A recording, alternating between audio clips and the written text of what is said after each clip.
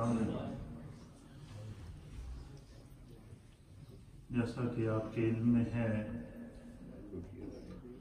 کہ ہمارا قصص القرآن کے عنوان سے درس کا سلسلہ جاری و ساری ہے، اور بایوگرافی آف حضرت سیدنا آدم علیہ نبینا علیہ السلام ہمارا ٹاپک ہے، اور حضرت آدم علیہ السلام کی پیدائش اور پھر آپ کا جنت میں رہنا، جنت سے زمین پر اترنا، پھر زمین کے اوپر اپنے رب کی بارگاہ میں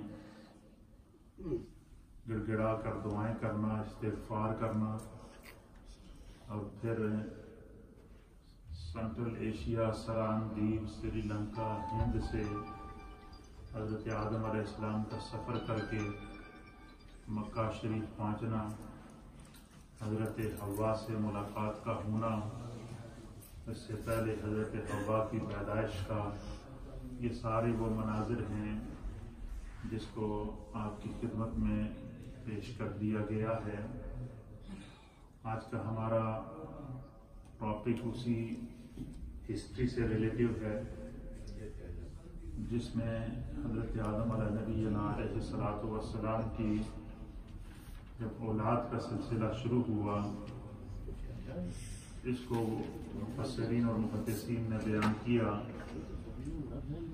کہ حضرت حوا اور حضرت آدم علیہ السلام سے اللہ تعالیٰ نے جب نسل انسانی کو چلایا تو ہر سال اللہ تعالیٰ انہیں جڑواں اولاد عطا فرماتا تھا، ایک بیٹا اور ایک بیٹی، اور وہ اسی سال جوان ہو جاتے تھے۔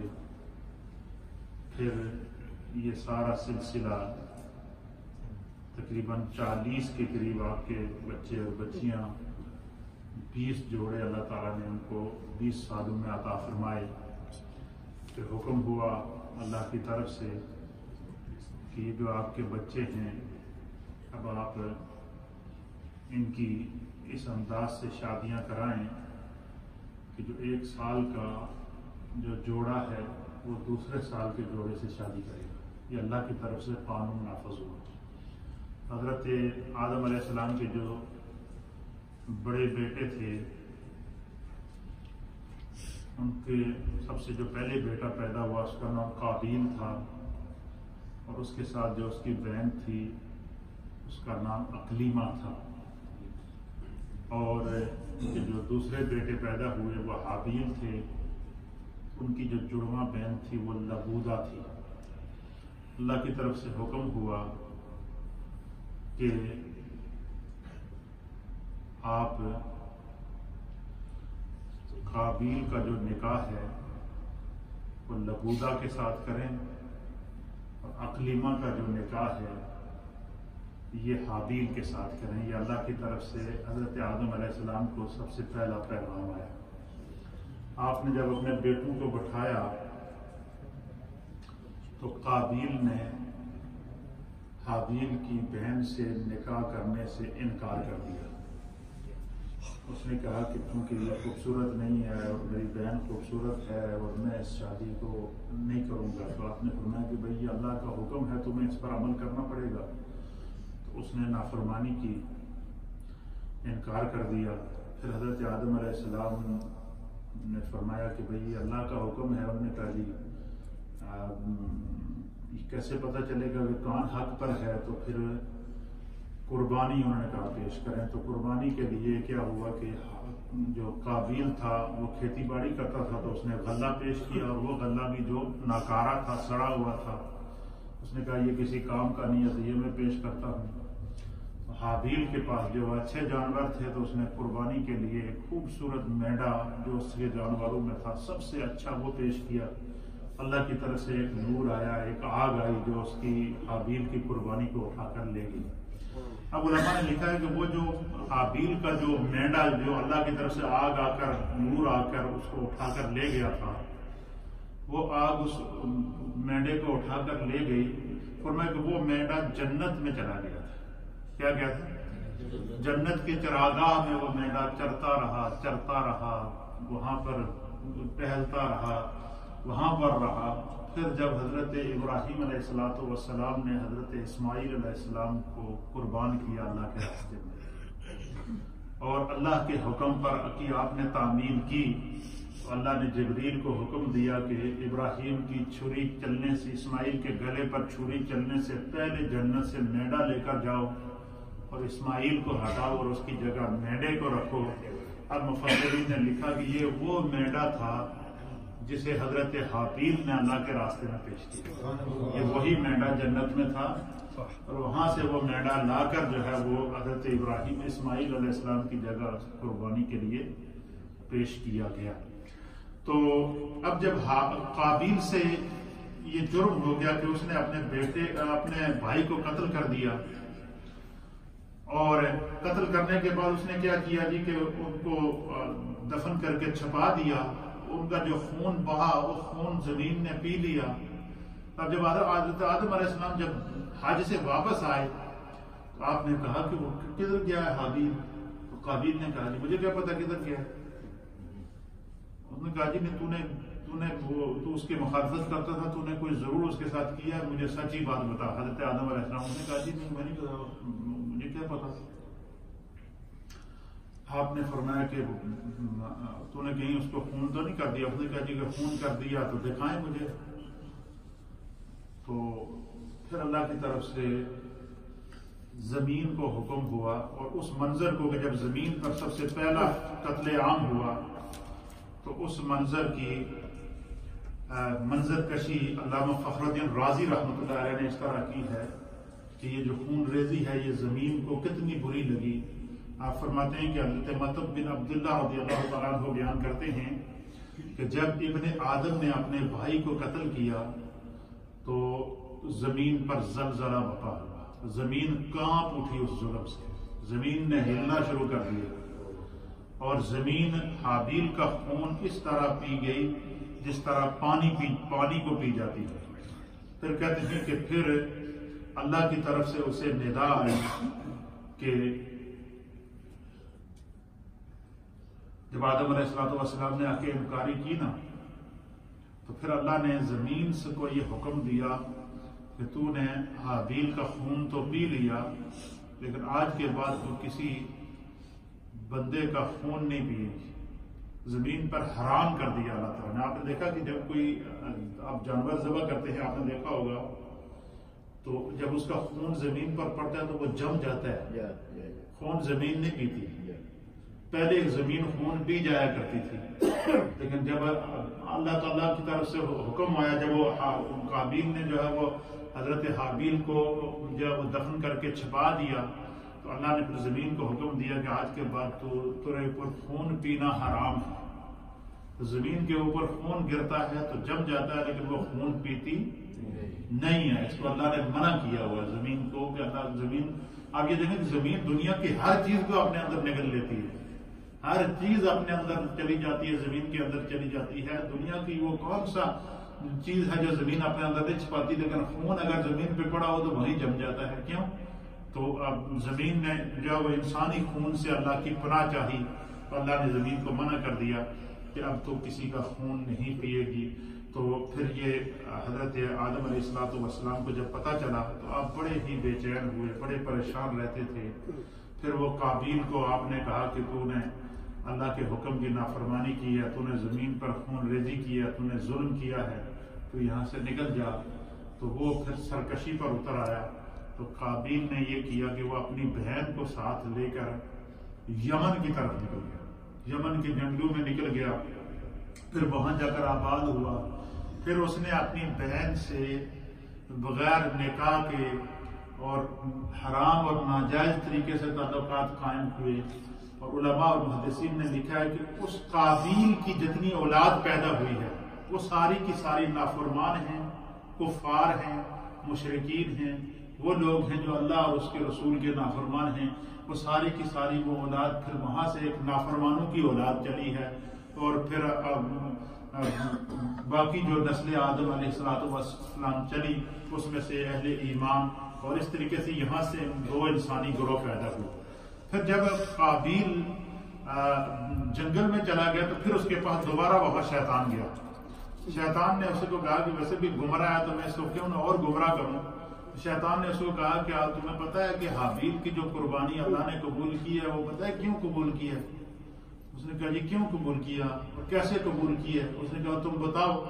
قابیل نے کہا جی آسمان سے ایک آگ آئی ہے اور وہ اس کے مینڈے کو اٹھا کر آسمان کی طرف لے گئی ہے.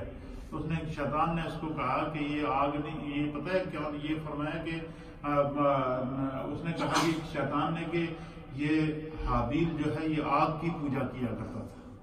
کیا کرتا تھا؟ آگ کی پوجا کیا کرتا تھا، اس لیے اس کی قربانی قبول ہو گئی، لہذا تو آگ کی پوجا کر. تو اس نے پھر کیا کیا، وہاں ایک آگ کا الاؤ تیار کیا اور پھر آگ کی پوجا شروع کر دی. سب سے پہلے زمین کے اوپر جو شرک کیا وہ بھی قابیل نے کیا ہے. شرک بھی کیا ہے، سب سے پہلا خون بھی اس نے کیا ہے، اور سب سے پہلے حرام راستے کے ذریعے، حرام کاری کے ذریعے اس کی جو آگے نسل پیدا ہوئی ہے، بغیر نکاح کے جو اولاد چلی ہے جس کو ولد الزنا کہتے ہیں، وہ نسل بھی قابیل سے چلی ہے.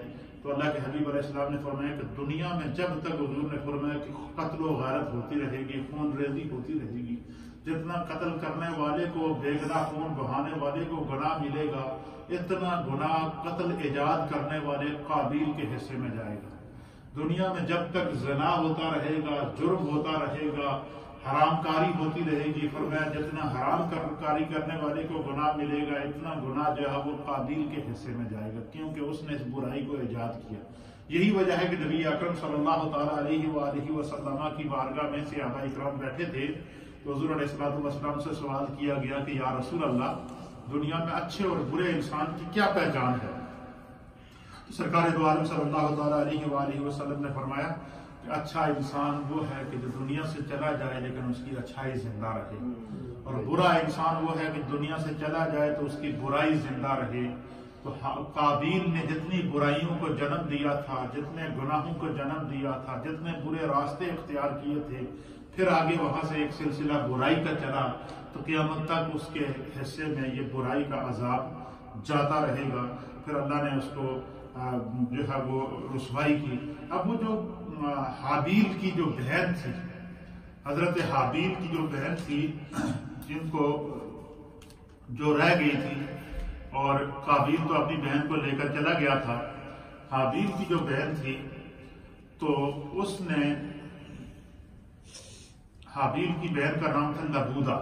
یہ اس قابیل نے تو اس کو اس لیے چھوڑا تھا کہ یہ خوبصورت نہیں ہے اور میری جو بہن ہے وہ خوبصورت ہے، تو آپ میری بدصورت لڑکی سے جاؤ شادی کرا رہے ہیں، مجھے یہ تو بولنی. وہ بہت ہی نیک خاتون تھی، بڑی صالح خاتون تھی. وہ ہر وقت اللہ کے ذکر میں رہتی تھی، ہر وقت اللہ کی تسبیح کرتی تھی، اللہ کی عبادت کرتی تھی، اللہ کے رزق، اللہ کے ذکر میں رہتی تھی. تو بڑی ہی نیک خاتون تھی. پھر اللہ تعالیٰ نے حضرت آدم علیہ السلام کی 41ویں اولاد جب ہوئی، 40 تک جڑواں اولاد پیدا ہوئی، 41ویں اولاد میں اللہ تعالیٰ نے آپ کو ایک بیٹا عطا فرمایا جس کا نام تھا حضرت شیس علیہ السلام، جو حضرت آدم کے بعد دوسرے نبی بنے. اور جب حضرت شیس علیہ السلام پیدا ہوئے تو اس منظر کو جو ہے وہ، کیونکہ حضرت آدم علیہ السلام بہت پریشان رہتے تھے کہ میری اس بیٹی کا کیا بنے گا، پھر جو ہے وہ میرے بیٹے نے جو ہے وہ اس سے خون ریزی ہوئی ہے، اس سے قتل ہوا ہے. تو جب حضرت شیس علیہ السلام پیدا ہوئے تو کہتے ہیں کہ حضرت شیس علیہ السلام انتہائی خوبصورت تھے، اتنے خوبصورت تھے کہ ان کی جو شکل و شباہت تھی وہ حضرت آدم علیہ السلام کے ساتھ بہت مشابہت تھی، اور بہت ان کا نور چہرے کا اور ان کا جو ہے وہ بالکل شکل و شباہت حضرت آدم علیہ السلام سے ملتی تھی. تو جب حضرت شیس علیہ السلام پیدا ہوئے تو حضرت جبریل جو ہے وہ اللہ کی طرف سے آئے اور انہوں نے حضرت حوا کو کہا کہ یہ جو اللہ نے آپ کو بیٹا عطا فرمایا ہے یہ خدا کی طرف سے آپ کو حابیل کا بدل اور اللہ کی طرف سے تمہیں تحفہ. حضرت شیس علیہ السلام کو اللہ نے اپنا حضرت آدم سے کہا کہ یہ آپ کا اللہ کی طرف سے تحفہ ہے اور یہ آپ کو حابیل کا خدا نے بدل عطا فرمایا ہے. تو حضرت آدم علیہ السلام نے اللہ سے دعا کی تھی کہ بار الہ مجھے کوئی ایسا قابل بیٹا عطا فرما کہ جو تیرے دین کو، تیرے شریعت کو، تیرے احکامات کو اس طریقے سے لوگوں تک پہنچائے جس طرح میں پہنچاتا ہوں۔ تو فرمایا کرتے ہیں کہ وہ ساری عادات، وہ ساری خصلتیں جتنی تھی وہ حضرت شیس علیہ السلام کے اندر جو ہے وہ پائی جاتی تھیں، اور اس کی جان نشینی کے جو ہے وہ اللہ تعالیٰ نے آپ کو فرائض عطا فرمائے۔ اور حضرت شیس علیہ السلام کی پیدائش کے وقت جو ہے وہ کہتے ہیں کہ جب وہ پیدا ہوئے تو حضرت جبریل نے آ کر حضرت حوا سے کہا کہ مفسرین نے لکھا ہے، امام فخر الدین رازی رحمۃ اللہ علیہ نے، کہ حضرت جبریل نے حضرت حوا سے کہا کہ ھذا ہبۃ اللہ لک بدلھا بلا، اللہ تعالیٰ کی طرف سے یہ تمہارے لیے تحفہ ہے، یہ خدا نے تمہیں حابیل کے بدل میں عطا فرمایا، حابیل کے بدلے عطا فرمایا۔ پھر وہ بیٹی جو لبودہ تھی، حابیل کی بہن جو رہ گئی تھی، تو پھر اللہ کی طرف سے آپ کو بعض روایات کے مطابق یہ حکم ہوا کہ لبودہ کا نکاح حضرت شیس علیہ السلام سے کرایا ہے۔ پھر اللہ تعالیٰ نے حضرت شیس کو جو ہے وہ نبوت عطا فرمائی، اور وہ جو ہے ان کے اوپر اللہ تعالیٰ نے صحیفے نازل فرمائے، اور حضرت شیس علیہ السلام پر جو ہے وہ اللہ کی طرف سے 10 صحیفے نازل ہوئے۔ اسی طریقے سے حضرت آدم علیہ السلام پر 10 صحیفے نازل ہوئے۔ تو حضرت شیس علیہ السلام نے جو حضرت آدم علیہ السلام پر صحیفے نازل ہوئے وہ، اور جو اپنے اوپر نازل ہوئے ان تمام کو جمع کر کے ایک کتابی شکل بھی دی تھی۔ تو روئے زمین کے اوپر سب سے پہلے اللہ کے کلام کو کتابی شکل دینے کا جو اعزاز ہے وہ حضرت شیس علیہ السلام کے حصے میں آیا۔ یہ بھی بحیثیت جو ہے وہ ہمیں حضرت شیس علیہ السلام کے بارے میں مفسرین نے لکھا ہے کہ بہت ہی نیک اور صالح انسان تھے، ہونے کے ساتھ ساتھ بہت بڑے عابد تھے، بڑے زاہد تھے، ہر وقت اللہ کا ذکر، تسبیح و تحلیل اور وظائف میں مشغول رہتے تھے، کیونکہ آپ دوسرے بڑے پیغمبر تھے، اور نہ صرف یہ کہ پیغمبر تھے بلکہ پیغمبر زادے تھے، اللہ کے نبی بھی تھے اور نبی زادے بھی تھے۔ اس لیے آپ کی طبیعت بڑی نرم اور بڑی سادہ تھی، آپ کو دنیا کی آلائشوں سے، دنیا کی نمود و نمائش سے الگ رہتے تھے، تنہائی پسند فرماتے تھے، نفس سے اللہ کی رضا کے لیے ہمیشہ جو ہے وہ اللہ کی عبادت اور ذکر میں مصروف رہتا تھا، حقوق العباد کا بہت خیال رکھتے تھے۔ حضرت شیس علیہ السلام کے اندر وہ ساری عادتیں ہوتی تھی جو حضرت آدم علیہ السلام میں تھی۔ والدین کی اطاعت کرتے تھے، ان کی خدمت کرتے تھے، والدین کی خدمت کی سعادت حاصل کرتے تھے، آپ دل کھول کر ان کی خدمت کرتے تھے۔ کہتے ہیں کہ جب حضرت آدم علیہ السلام کا آخری وقت آیا تو آپ ہی کے پاس حضرت شیس علیہ السلام کے پاس ہی تھے، اور وہیں پر آپ کا جو ہے روح قبض ہوئی۔ حضرت آدم علیہ السلام کو وفات کے بعد حضرت شیس علیہ السلام نے غسل دیا، آپ کا جنازہ بھی حضرت شیس علیہ السلام نے پڑھایا۔ ہر ساتھ آپ اللہ تعالیٰ کی عبادت کی تعلیم دیتے تھے، اور ساری زندگی آپ مکہ مکرمہ میں مقیم رہے، اور خانہ کعبہ کی جو تعمیر فرشتوں کے ذریعے حضرت آدم علیہ السلام نے اس کی بنیادیں رکھی تھی۔ کیا رکھی تھی؟ خانہ کعبہ کی صرف بنیادیں رکھی تھی، اور جب خانہ کعبہ کی بنیادیں رکھی ہیں تو حضرت شیس علیہ السلام نے ان بنیادوں کے اوپر دیواریں بنائی ہیں چاروں طرف۔ حضرت شیس علیہ السلام وہ پہلے نبی ہیں کہ جنہوں نے دوسری مرتبہ خانہ کعبہ کی تعمیر کی، اور پھر اللہ تعالیٰ نے کی طرف سے حکم ہوا کہ آپ کی وہ جو بیٹی لبودہ رہ گئی تھی اور جو ساری زندگی اللہ کے ذکر میں گزاری ہے، اس کا نکاح جو ہے وہ حضرت شیس سے کیا جائے۔ پھر ان سے آگے جو ہے وہ حضرت شیس علیہ السلام کی اولاد سے اللہ تعالیٰ نے پھر ایک نبی حضرت نوح علیہ السلام پیدا کی۔ یہاں سے آگے انبیاء اکرام کی نسلیں چلی ہیں، انبیاء اکرام کا سلسلہ چلا ہے۔ تو یہ ایک ہسٹری آف ہیومن ہے جو بحیثیت انسان، بحیثیت مسلمان ہمارا جاننا لازمی اور ضروری ہے۔ اب اس میں چند باتیں ہیں جو میں آپ کی خدمت میں پیش کرنا چاہتا ہوں کہ ہم نے پورا قصہ آدم علیہ السلام تفصیل سے سنا۔ اس کے اندر بھی یہ بھی میں نے آپ کو جو حضرت آدم علیہ السلام کا قصہ بتایا تھا، یہ بڑے اختصار کے ساتھ بتایا، بہت اختصار کے ساتھ، مختصر اشارے۔ بندہ تفسیر کے اندر جائے تو ہر ایک کا ایک الگ تفصیل ہے، اس کے مطابق آیات قرآنک ہیں، اس کے مطابق احادیث ہیں۔ تو مفسرین اکرام نے بالخصوص مفسر کبیر محدث اعظم سید ملت حضرت علامہ غلام رسول صاحب سعیدی میرے استاد محترم رحمت اللہ علیہ، آپ نے اس کے اوپر لکھا ہے کہ قصہ آدم علیہ السلام اور ابلیس اور حضرت حوا، اس سے انسانیت کے لیے کیا نصیحتیں ہیں، آپ نے اس کی پورے قصے کا نتیجہ نکالا ہے جو میں آپ کی خدمت میں پیش کرنا چاہتا ہوں۔ آپ فرماتے ہیں کہ اللہ تعالیٰ نے اپنے بعض علوم اور حکمتوں پر کسی کو مطلع نہیں فرماتا، تاکہ فرشتوں کو بھی اس کا علم نہیں تھا، اور حضرت آدم علیہ السلام کو خلیفہ بنانے کی کیا حکمت تھی۔ تو اللہ تعالیٰ نے پھر کہتے ہیں کہ اللہ تعالیٰ قادر مطلق ہے۔ مٹی جسے عام لوگ حقیر سمجھتے ہیں، کچھ بھی نہیں سمجھتے۔ لوگ کہتے ہیں کہ فلانے آدمی جب کسی کی توہین کرنی ہو تو ہم کہتے ہیں جی فلانے دی پیروں دی خاک ہے، یہ کہتے ہیں نہیں کہتے ہیں؟ ہم مٹی کو قوم کی خاک سمجھتے ہیں، حالانکہ مٹی نے ہی ہمیں جنم دیا، مٹی میں ہی ہم نے جانا ہے، یہ مٹی ہی جو ہے وہ ہماری اصل ہے۔ تو کہتے ہیں کہ وہ مٹی جسے ہم حقیر سمجھتے ہیں، اللہ تعالیٰ نے اس سے انسان بنایا، اسے علوم اور معارف سے نوازا، اور اسے اتنی عزت عطا فرمائی کہ سارے فرشتے اس کے سامنے سر سجدہ نگو ہو گئے۔ پہلی نصیحت ہمیں کیا کہ انسان جتنی عاجزی اختیار کرتا ہے اللہ اس کو اتنا عروج عطا فرماتا ہے۔ حضرت آدم علیہ السلام نے اللہ نے آپ کو مٹی سے وجود عطا فرمایا، پھر آپ کو آزمائشوں سے گزرنا پڑا۔ 300 سال تک حضرت آدم علیہ السلام روتے رہے، گڑ گڑاتے رہے، اللہ کی بارگاہ میں دعائیں کرتے رہے۔ خداوند قدوس نے آپ کی دعا کو قبول کیا اور آپ کی توبہ اور استغفار کو اپنی بارگاہ میں مقبولیت کا درجہ عطا فرمایا۔ لیکن 300 سال کے اندر، پورے 300 سال میں کبھی آدم علیہ السلام اللہ کی رحمت سے مایوس نہیں ہوئی، ہمیشہ یہ امید لگائے رکھی، آس لگائے رکھی تو کبھی تو میرے رب کا کرم ہوگا۔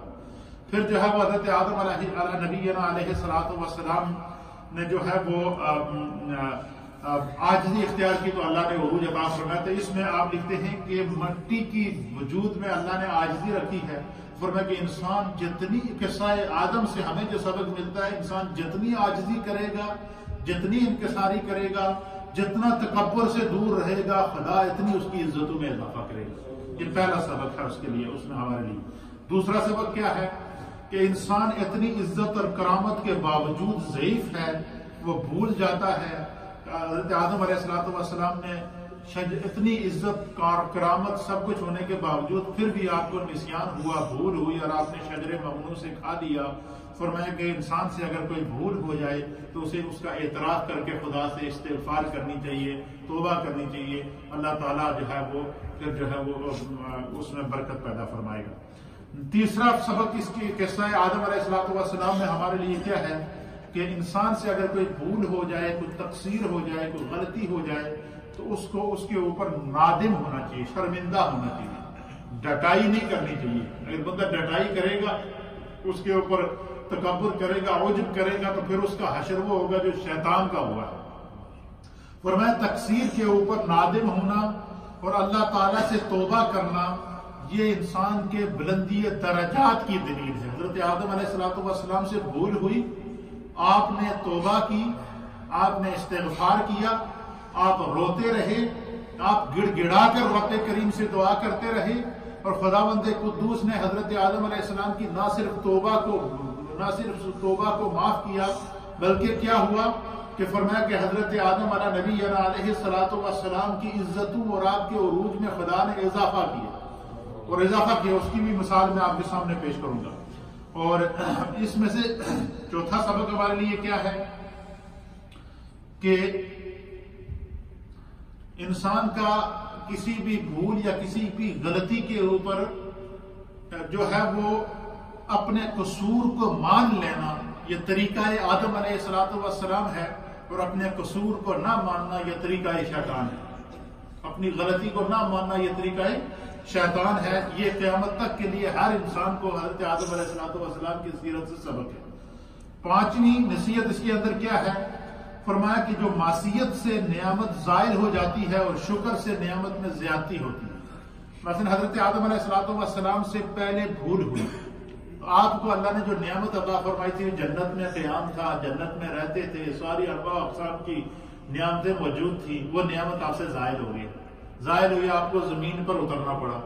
زمین پر اترنے کے بعد پھر خداوند قدوس کی بارگاہ میں آپ نے توبہ کی، استغفار کیا، 300 سال تک روتے رہے، اللہ کی بارگاہ میں گڑ گڑا کر دعا کی، نبی پاک کا وسیلہ پیش کیا، خدا نے آپ کی نہ صرف توبہ قبول کی، اللہ تعالیٰ نے واپس وہ منصب بھی عطا فرمایا، وہ جنت بھی عطا فرمایا۔ اور کس طرح عطا فرمائی، اس کے اوپر روایت کے اندر آتا ہے، وہ بڑی مزے کی روایت ہے، آپ سنیں گے کہ میں آپ کا ایمان تازہ ہو جائے گا۔ اور اس روایت کو صاحب فخر الدین رازی نے بھی نقل فرمایا ہے، قصص الانبیاء کے اندر بھی اس روایت کو، اور علامہ ابن کثیر نے تاریخ کثیر کے اندر اس روایت کو نقل فرمایا۔ آپ فرماتے ہیں کہ آپ کہتے ہیں کہ جب حضرت آدم علیہ السلام کے وصال کا وقت آیا، حضرت آدم علیہ السلام کے وصال کا جب وقت آیا تو آپ نے آپ جبریل علیہ السلام کی طرف متوجہ ہو کر آپ نے جبریل سے فرمایا کہ میں تم سے ایک سوال کرنا چاہتا ہوں، مجھے ایک تھوڑی سی پریشانی ہے، ایک غم ہے میرے اندر، ایک حزن ہے، ایک ملال ہے، اور وہ میں ایک سوال کرنا چاہتا ہوں۔ تو جبریل علیہ السلام نے حضرت آدم سے فرمایا کہ جی آپ فرمائیں کیا سوال کرنا چاہتے ہیں۔ تو حضرت آدم علیہ السلام نے فرمایا کہ مجھے یہ ایک پریشانی ہے کہ میری جب روح قبض ہو جائے گی تو جب میں اللہ کے ہاں جاؤں گا تو آپ مجھے کیا یہ بتا سکتے ہیں کہ کیا اللہ کے ہاں فرشتوں کے ہاں یا اللہ تعالیٰ کی بارگاہ میں اور فرشتوں کے ہاں جہاں فرشتوں کے قیام ہیں، ان میں اس وقت جو میرا تعارف ہے وہ کس طرح کا تعارف ہے کہ وہ مجھے گناہگار سمجھتے ہیں اور مجھے اسیاں شیعات سمجھتے ہیں، یا مجھے یہ سمجھتے ہیں کہ یہ آدم کی توبہ قبول ہو گئی، کیا وہ مجھے تائب سمجھتے ہیں یا گناہگار سمجھتے ہیں؟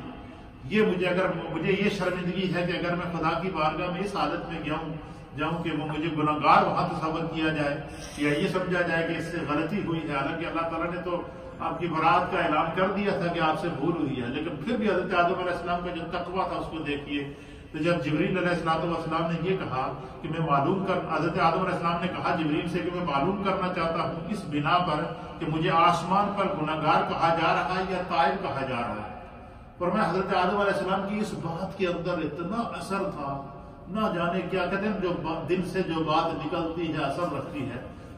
جب آپ نے یہ بات کہی کہ میں یہ مرنے سے پہلے یہ دیکھنا چاہتا ہوں کہ فرشتوں کے ہاں میں گناہگار ہوں یا تائب ہوں، تو کہتے ہیں کہ ان کی اس آواز کے اندر اتنا درد تھا کہ اللہ کے جتنے فرشتے تھے سب نے رونا شروع کر دیا، فرشتوں کے بھی آنسو بہہ گئے، فرشتے بھی رونا شروع ہو گئے۔ تو حضرت جبریل علیہ السلام بھی پریشان ہو گئے۔ اس وقت اللہ کی طرف سے ندا آئی، کیا آئی؟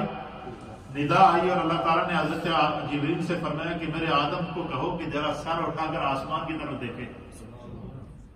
اللہ نے کیا فرمایا کہ میرے آدم سے کہو کہ سر اٹھا کر آسمان کی طرف دیکھے۔ کہتے ہیں کہ جب حضرت آدم علیہ السلام نے سر اٹھا کر آسمان کی طرف دیکھا، ایک انتہائی خوبصورت جنت سجی ہوئی تھی، اس کے اندر اللہ کی ہر نعمت موجود تھی، اللہ کے انوار اور تجلیات سے مرصع، مزین اور مرقع تھی، وہ جنت ہر طرح کے نعمتوں سے سجی ہوئی تھی۔ آدم علیہ السلام نے جب اس کو دیکھا تو اللہ کی طرف سے کہا کہ آدم یہ گھر تیرا انتظار کر رہا ہے، اسی سے تو گیا تھا، خدا نے تیری توبہ بھی قبول کر لی، اللہ تجھ سے راضی بھی ہو گیا، اور تیرے لیے یہ یعنی اپنی موت سے پہلے خدا نے دوبارہ ان کو جنت دکھائی۔ حضرت آدم علیہ السلام کی روح قبض ہونے سے پہلے اللہ نے دنیا سے دوبارہ ان کو جنت دکھائی ہے۔ جب اس جنت کو دیکھا، جنت کی نعمتوں کو دیکھا، پھر حضرت آدم علیہ السلام نے ملک الموت کو حضرت اسرائیل سے کہا کہ جلدی جلدی میری روح نکالو، میں اسی گھر میں واپس جانا چاہتا ہوں جس سے مجھے اتارا گیا تھا۔ یہ صاحب روح البیان نے بھی اس کو نقل فرمایا ہے۔ علامہ جلال الدین سیوطی رحمۃ اللہ علیہ نے جو ہے وہ تفسیر در منصور کے اندر اس کو نقل فرمایا۔ فرمایا کہ جب آپ نے اسرائیل سے کہا کہ جلدی جلدی میں اللہ کے پاس پہنچنا چاہتا ہوں اور اس جنت میں دوبارہ جانا چاہتا ہوں، تو کہتے ہیں کہ پھر حضرت آدم علیہ السلام بیٹھ گئے اور آپ نے تسبیح شروع کر دی، تحلیل شروع کر دی، اللہ کا ذکر شروع کر دیا، تو خدا کے ذکر میں مصروف تھے۔ اس دوران حضرت اسرائیل نے آپ کی روح مبارک کو قبض کیا۔ حضرت آدم علیہ السلام کو فرشتوں نے حضرت شیس علیہ السلام کے ساتھ مل کر غسل دیا، اور جنت سے آپ کے لیے پانی لایا گیا، اور بیری کے درخت جنت سے لائے گئے۔ بیری کے درخت کے پتے، آپ نے دیکھا نا گاؤں میں جب کسی کا انتقال ہو جائے تو اس کو جب غسل دیتے ہیں تو پانی میں بیری کے درخت کے پتے ڈالتے ہیں یا ڈالتے ہیں؟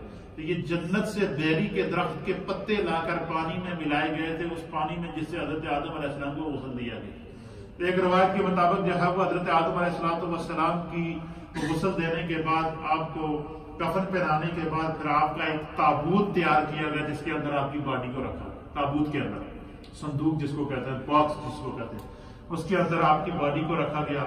پھر جو ہے وہ جب آپ کی نماز جنازہ میں ایک روایت کے مطابق آپ کی ایک جنازہ جو ہے وہ حضرت شیس علیہ السلام نے آپ کے بیٹے نے پڑھائی ہے، اور ایک روایت کے مطابق آپ کا جنازہ حضرت جبریل نے پڑھایا ہے۔ یہ مختلف روایات ہیں۔ فرشتے بھی آپ کے جنازے کے اندر لاکھوں کی تعداد میں شریک تھے۔ اور پھر جو ہے وہ قصہ آدم سے جو ہے کہتے ہیں کہ ہمیں یہ بھی سبق ملا کہ اللہ تعالیٰ نے جنت پیدا کر دی ہے، جنت پیدا ہو چکی ہے۔ اس سے یہ سبق بھی ہمیں ملا کہ جنت پیدا ہو چکی ہے۔ اب جنت کی طرف ہم نے نیک اعمال کر کے، استغفار کر کے، توبہ کر کے، نمازیں پڑھ کے، عبادات کر کے، تسبیحات کر کے، تحلیلات کر کے، جو جتنا دین میں نیک ہوگا، جتنا دین کے اندر جس کے اندر جتنا تقوی زیادہ ہوگا، جس کا ایمان جتنا مضبوط ہوگا، اتنا اس کا قدم جنت کی طرف بڑھے گا۔ جنت ہمارا انتظار کر رہی ہے۔ اب ہم نے دو راستے ہیں۔ ایک راستہ ہے جسے صراط مستقیم کہتے ہیں، اس راستے پہ اگر ہم چلیں گے تو ہماری منزل جنت ہے، اور ایک راستہ ہے جو گمراہی کی طرف لے جاتا ہے، گناہ کی طرف لے جاتا ہے، جہنم کی طرف لے جاتا ہے۔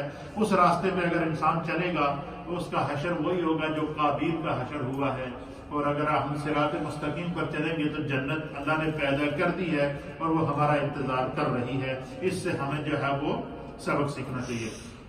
ساتواں سبق اس کے اندر قصہ آدم کے اندر ہمارے لیے کیا ہے کہ انسان خلوص دل سے تائب ہو تو اس کی توبہ قبول ہو جاتی ہے۔ آٹھواں سبق اس کے لیے اس میں ہمارے لیے کیا ہے کہ حضرت آدم علیہ السلام سے نے بھول سے شجر ممنوع کھایا، اور اس کے باوجود تواضع عن توبہ کی اور کہا کہ ہم نے ربنا ظلمنا انفسنا وان لم تغفر لنا وترحمنا لنکونن من الخاسرین۔ تو اللہ تعالیٰ سے توبہ کی تو اللہ نے آپ کی بھول کو بھی معاف کیا، اور پھر اپنی خلافت کا تاج بھی آپ کو ملا۔ جب حضرت آدم علیہ السلام کو اللہ نے وجود عطا فرمایا تھا، جب آپ کے اندر روح پھونکی گئی اور مٹی سے جب آپ کا جسم تیار ہوا، اس سے پہلے اللہ تعالیٰ کیا فرماتا ہے؟ وَإِذْ قَالَ رَبُّكَ لِلْمَلَائِكَةِ إِنِّي جَاعِلٌ فِي الْأَرْضِ خَلِيفَةً، کہ میں زمین پر اپنا خلیفہ، اپنا نائب بنانا چاہتا ہوں۔ تو حضرت آدم علیہ السلام کو پیدا کر کے اللہ نے اپنی نیابت کا تاج آپ کو دے دیا تھا، لیکن جب آپ سے بھول ہوئی تو آپ کا جنتی لباس اتر گیا، وہ تاج آپ کا اتر گیا، آپ زمین پر اترے، 300 سال تک روتے رہے، استغفار کرتے رہے۔ لیکن جب آپ نے اپنے رب کی بارگاہ میں عاجزی اختیار کی، تو استغفار کیا، اپنے رب کو راضی کیا، اللہ نے وہی شان، وہی اعزاز، وہی عزت آپ کو واپس عطا فرمائی، اپنی خلافت بھی واپس عطا فرمائی، نبوت کے تاج سے بھی سرفراز فرمایا، اور آپ کو اللہ تعالیٰ نے عزت اور کرامت کا شرف پہنا کر قیامت تک کے لیے اللہ تعالیٰ نے جو ہے وہ بنی آدم کو عزت سے سرفراز فرما کر پھر رب کریم نے لقد خلقنا الانسان فی احسن تقویم کا تاج پہنا۔ ایک عزت اور کرامت کا تاج بھی اللہ نے حضرت آدم علیہ السلام کو عاجزی کی بنا پر، استغفار کی بنا پر عطا کیا گیا۔ اسی طریقے سے اپنی خلافت کا تاج بھی اللہ نے آپ کو عطا فرمایا۔ اسی طریقے سے جنت کو دوبارہ اللہ تعالیٰ نے آپ کو واپس جنت کی طرف لوٹایا۔ تو اس سے ہمارے لیے سبق کیا ہے کہ انسان کو ہر لمحہ اپنے رب سے استغفار اور توبہ کرنی چاہیے۔ جتنا بندہ توبہ کرے گا، استغفار کرے گا، اپنے رب کی طرف رجوع کرے گا، تو خدا بند قدوس جو ہے وہ اس کو جو ہے وہ وہی اعزازات واپس عطا فرمائے گا، دنیا میں اس کی عزتوں میں اضافہ فرمائے گا۔ تو اس میں سبق ہمارے لیے ہے کہ اگر ہم چاہیں کہ دنیا میں ہمیں عزت ملے، سرفرازی ملے اور ہر طرح کی جو ہے وہ اللہ کی نعمت سے ہم سرفراز ہوں، تو فرمائے عاجزی اختیار کرو، جو جتنی عاجزی اختیار کرے گا اللہ اس کی عزتوں میں اتنا اضافہ کرے گا۔ اور 8واں سبق اس میں ہمارے لیے کیا ہے کہ ابلیس حضرت آدم علیہ السلام اور اولاد آدم کا دشمن ہے۔ کیا سبق ہے؟ قصہ آدم سے ہم نے سنا کہ ابلیس آدم اور اولاد آدم کا دشمن ہے، وہ انہیں زخم دینے کے لیے، نقصان دینے کے لیے، تکلیف پہنچانے کے لیے ہمیشہ طاق میں رہتا ہے، اس لیے ہر لمحہ ابلیس کی شر سے پناہ مانگنی چاہیے۔ اور اس میں سے 9واں سبق ہمارے لیے کیا ہے کہ حضرت حوا، اچھا آپ نے ایک چیز دیکھی ہوگی کہ یہاں ہر جگہ توبہ آدم علیہ السلام کا ذکر ہے، کہیں بھی توبہ حضرت حوا کا ذکر نہیں آیا۔ اس کی وجہ کیا ہے؟ فرمایا کہ یہاں اللہ تعالیٰ نے یہ وصف ذکر کیا کہ حضرت حوا کی توبہ کا الگ ذکر نہیں کیا، کیونکہ عورتوں کے احکام مردوں کے تابع ہیں۔ تو گویا جس طریقے سے حضرت آدم علیہ السلام حضرت حوا کو بتا رہے تھے، حضرت حوا بھی اسی طریقے سے کر رہی تھی، وہ ان کو فالو کر رہی تھی اور انہی کے وجود کا حصہ تھی، تو اس لیے اللہ تعالیٰ نے الگ سے ان کا ذکر نہیں کیا۔ اس سے مراد جو ہے وہ جب اللہ کی طرف سے یہ احکام نازل ہوتے ہیں نا وَتُوبُوا إِلَى اللَّهِ تَوْبَةً نَصُوحًا، اس کا معنی یہ ہے کہ یہ نہیں کہ یہ صرف مردوں کے لیے ہے، بلکہ اسی طریقے سے جتنا استغفار اور عاجزی مردوں کے لیے ضروری ہے، اتنی استغفار اور عاجزی عورتوں کے لیے بھی ضروری ہے، اور اس کو اللہ تعالیٰ نے بالکل آپس میں ملا کے رکھ دیا۔ پھر اسی طریقے سے جو ہے وہ حضرت جو شخص اللہ تعالیٰ اور اس کے رسول مکرم صلی اللہ تعالیٰ علیہ وآلہ وسلم کی اطاعت کرے گا وہ نجات یافتہ ہوگا۔ اس واقعے سے ہم نے یہ سبق سیکھا۔ اور جو شخص جو ہے وہ اللہ تعالیٰ اور اس کے رسول صلی اللہ تعالیٰ علیہ وسلم کا کفر کرے گا، نافرمانی کرے گا، وہ عذاب اور ہلاکت کی طرف ڈالا جائے گا۔ اس واقعے سیدنا آدم علیہ السلام سے ہمیں یہ سبق ملا۔ پھر ہدایت ربانی بھیجنے کا سلسلہ حضرت آدم علیہ السلام سے شروع ہوا اور سیدنا محمد صلی اللہ علیہ وسلم پر ختم ہوا، اور قیامت تک جو سرکار دو عالم صلی اللہ علیہ وسلم کی سیرت اور آپ کا طریقہ کار جو ہے وہ ہمارے اوپر رہے گا۔ پھر کہتے ہیں کہ حضرت شیس علیہ السلام کو حضرت آدم علیہ السلام نے چند ہدایات کی تھی، آپ نے چند ہدایات کی تھی کہ ان چیزوں پر عمل کرنا۔ پھر ایک واقعہ آپ نے بیان فرمایا، آپ فرماتے ہیں کہ میں جب جنت کے اندر گیا، جنت کے ہر درخت کے پتے کے اوپر لکھا ہوا تھا لا الہ الا اللہ محمد رسول اللہ۔ آپ فرماتے ہیں کہ جب حضرت شیس علیہ السلام پیدا ہوئے تو مفسرین نے لکھا ہے کہ آپ کی جو پیشانی تھی، اس پیشانی کے اندر جو ہے وہ ایک تو حضرت آدم علیہ السلام کی پیشانی میں جو نور محمدی تھا، وہ حضرت آدم علیہ السلام کی پیشانی سے وہ نور جو ہے وہ نور مصطفیٰ حضرت شیس علیہ السلام کی پیشانی میں منتقل ہوا۔ ایک بات۔ دوسری بات، حضرت حوا کہتی ہے کہ جب حضرت آدم علیہ السلام حضرت شیس علیہ السلام پیدا ہوئے اتنے خوبصورت تھے کہ میں نے جب غور سے ان کو دیکھا تو حضرت شیس علیہ السلام کی دونوں آنکھوں کے بیچ میں لکھا ہوا تھا محمد۔ یہ جو آنکھوں کی کالی یہ جو اس کو کیا کہتے ہیں، آنکھ کی جو ہے وہ کالی، یہ کالا حصہ جو آنکھ کا ہوتا ہے، اس کے بیچ میں حضرت شیس علیہ السلام جب پیدا ہوئے تو ان کی دونوں آنکھوں کی یہ جو کالا حصہ اس کے بیچ میں انتہائی خوبصورت انداز میں لکھا ہوا تھا محمد صلی اللہ تعالی علیہ وآلہ وسلم۔ پھر فرمایا کہ نبی پاک فرماتے ہیں کہ میں نے حضرت شیس علیہ السلام کو آپ نے فرمایا کہ میں نے جنت کے ہر پتے کے اوپر لکھا ہوا دیکھا ہے لا الہ الا اللہ محمد رسول اللہ۔ تو حضرت آدم علیہ السلام نے وصال سے پہلے حضرت شیس علیہ السلام کو کچھ وظائف دیے، اور ان وظائف میں سے ایک وظیفہ جو حضرت شیس علیہ السلام کو حضرت آدم علیہ السلام نے دیا تھا وہ یہ دیا تھا کہ ہر لمحہ اللہ کے محبوب محمد پر درود پڑھتے رہے، درود نہیں چھوڑنا۔ اور میں کیوں؟ پھر حضرت آدم علیہ السلام نے حضرت شیس کو خود بتایا کہ میں جنت میں تھا تو سدرا کا جو درخت ہے اس درخت کے ہر پتے پہ لکھا ہوا تھا محمد۔ کہتے ہیں کہ جب اللہ نے میرے اندر روح پھونکی تو جب میری آسمان پہ نظر پڑی تو آسمان کے چاروں کونوں پہ لکھا ہوا تھا لا الہ الا اللہ محمد رسول اللہ۔